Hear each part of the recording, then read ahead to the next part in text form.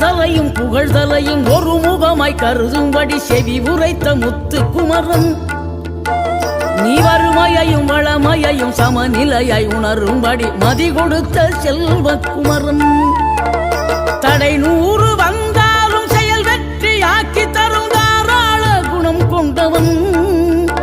நீ வலை வீசும் அறிவுக்கு தொலைவானவானாகி மாறாது அருள் செய்பவன்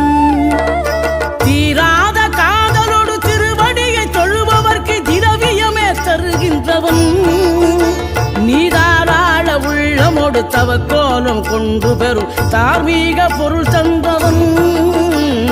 தார்மீக பொருள் தந்தவன் ஆறுபடை வீடும் அருள் வழங்கும் முருகா அருகே நீ ஓடோடிவா மூவிரண்டு முகம் சொலிக்க 2 கரங்களுடன்